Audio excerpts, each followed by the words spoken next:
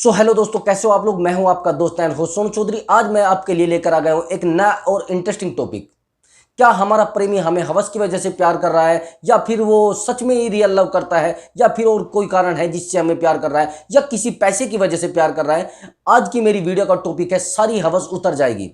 अब सारी हवस उतर जाएगी कैसे, मैं आपको बताता हूं इस वीडियो में। तब तक आप चैनल को सब्सक्राइब कर दें। चलिए शुरू करते हैं वीडियो को।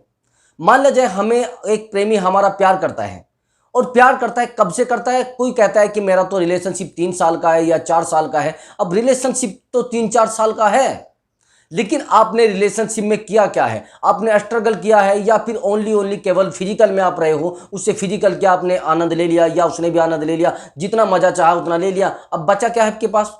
आपके पास एक भी सामान सेल करने के लिए नहीं बचा है। आपने अपने शरीर को उससे सेल कर दिया है। जो कुछ उसने मांगा आपने दे दिया। अब आप समझिए, वो आपसे मन से प्यार क्यों करेगा। वो तो आपसे फिजिकल लव करेगा।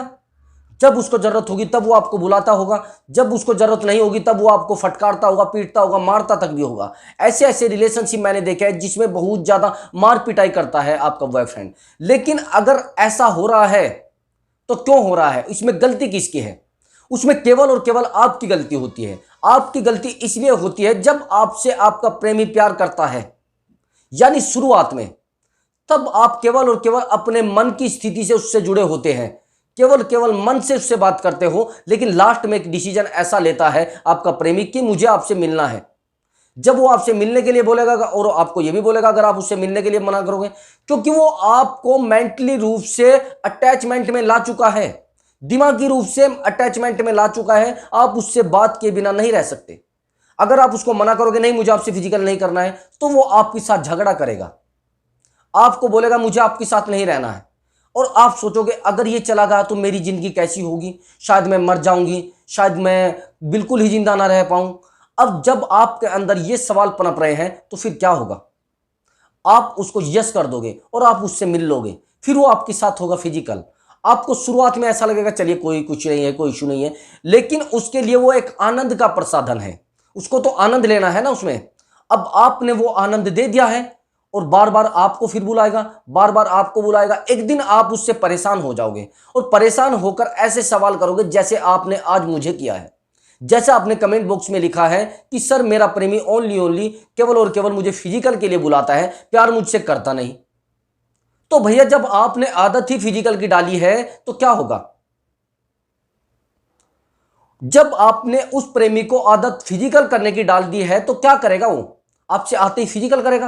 अगर आप उसको प्यार की आदत डालते कि देखिए मुझे आपसे कोई लेना देना नहीं है, मुझे अपने सुख चैन के लिए आपको चुना है, और आप मुझे केवल और केवल सुख चैन के लिए ही चुने, ना कि किसी और आदत के लिए। लेकिन उसने जो चुना है वो सही चुना है, आपने उसको दे भी दिया है। तो अब बताइए कैसे छोड़ देगा। अगर आपको सुबह या शाम को चाय पीने की आदत है तो आपको कैसे भी करें आपको चाय पीनी है। मेरे फ्रेंड सर्कल में कुछ ऐसे दोस्त हैं, वो रात के 12 बजे भी चाय पीने के लिए चले जाते हैं। अगर कहीं बाहर चले जाए गाड़ी का पेट्रोल फूंक देते हैं। ऐसे ही हवस की बीमारी होती है।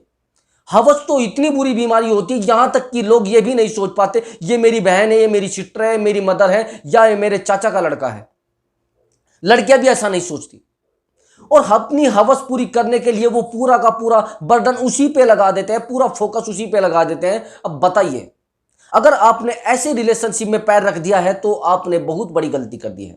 अब आपको क्या करना है। अब आप कहोगे सर मुझे क्या करना चाहिए। अब आपको करना क्या है, केवल और केवल उस रिश्ते से दूर हो जाना है। अगर आपको आनंद आ रहा है मुझे कोई इशू नहीं है, आपकी लाइफ है जैसे चाहे जिंदा रहे।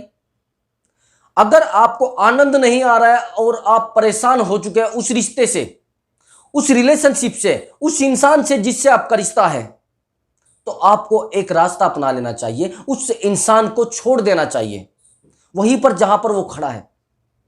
बिल्कुल भी किसी भी उसकी बातों में नहीं आना है। अगर आप उसकी बातों में आ गए तो आप परेशान हो जाओगे, और परेशान होने का मतलब यह है कि वो आपके सामने रोएगा भी, गिड़गिड़ाएगा भी, आपको बोलेगा भी सॉरी, लेकिन एक हफ्ते बाद फिर वही सिचुएशन बन जाएगी। फिर आप मुझे बोलोगे सर दोबारा ऐसा ही हो गया है। कई बार तो मेरे पास ऐसे ऐसे क्वेश्चन आते हैं, सर वो मुझे फिजिकल के लिए बोल रहा है, क्या करूं सर, ना करूं। अब उसको मैंने रास्ता बताया, नहीं नहीं आपके पास यही एक रास्ता है, आप ऐसा मत करना, आपके पास ये इज्जत है, इसको सेफ रखना। अब वो लड़की मेरी बात ना मान के फिर भी उसी के पास चली जाती है। फिर क्या है, वो बाद में आके मुझे बताती है, सर उसने तो ऐसा कर दिया, अब क्या करूं सर। जब आप खुद गलती कर रहे हो तो खामियाजा आपको भुगतना पड़ेगा। उस इंसान से बिल्कुल डिस्कनेक्ट हो जाइए। अगर आपको अपनी लाइफ को सुधारना है, उससे दूरी बना लीजिए। एक दिन ऐसा होगा आप सही रास्ते पर आ जाएंगे। लेकिन अगर उस दलदल में आपने पैर रख दिया, जितना ज्यादा आगे पैर रखोगे आप उसी दलदल में समाहित होते जाओगे, उस दलदल में फंस जाओगे और वहां से नहीं निकल पाओगे। एक दिन ऐसा हो जाएगा कि आप उसी दलदल में मरकर खत्म हो जाओगे। तो आप प्रयास करें, ऐसे इंसान को बिल्कुल छोड़ दें जो आपको केवल और केवल हवस की वजह से प्यार कर रहा है। और हवस है क्या, ओनली 5-4 मिनट का आनंद, हाई सही 10 मिनट का आनंद। उस 10 मिनट के आनंद के चक्कर में वो आपकी पूरी लाइफ को खराब कर देता है वो इंसान। तो आप कोशिश करें कि ऐसे इंसान को बिल्कुल छोड़ दें और उससे डिस्कनेक्ट हो जाएं। जय हिंद।